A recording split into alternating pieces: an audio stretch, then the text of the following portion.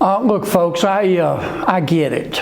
I understand that inflation is gutting all of us like a fish. I buy food and I buy clothes and I have to fill up my car with gasoline, and I know the price of electricity. Your electricity bills have gone up. I get it.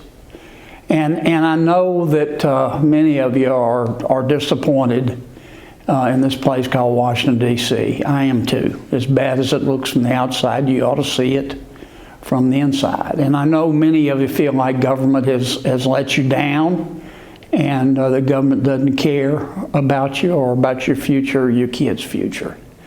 And I feel the same way sometimes. People are having to dig into their savings. A dozen eggs just jumped from $1.62 to $2.52. A single pound of ground beef was $4.66 a year ago. Now it's $5.41. Chicken is up more than $4 a pound. Food banks in our state are even having to cut back.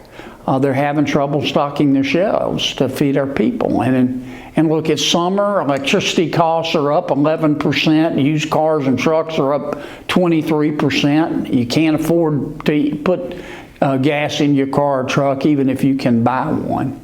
And we're seeing just record prices every day.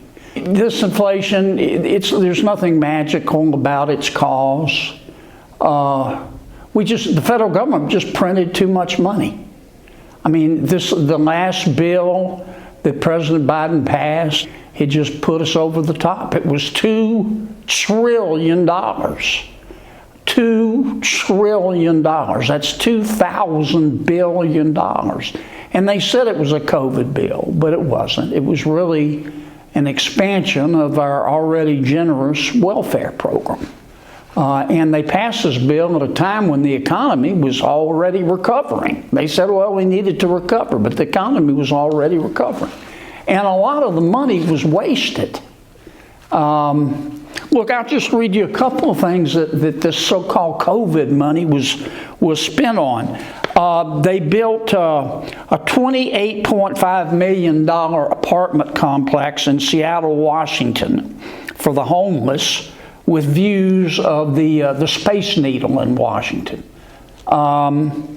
In Rhode Island, they spent $53,000 remodeling a city hall and buying ergonomic chairs.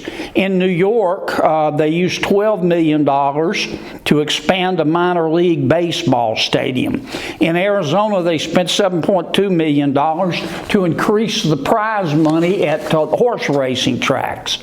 We can get this inflation under control, but we've got to do two things. Number one, we've got to stop spending money we don't have, and we've got to stop printing it. We've got to do what you do every day and live within your budget. And number two, the president has just got to get his boot off the throat of the oil and gas industry.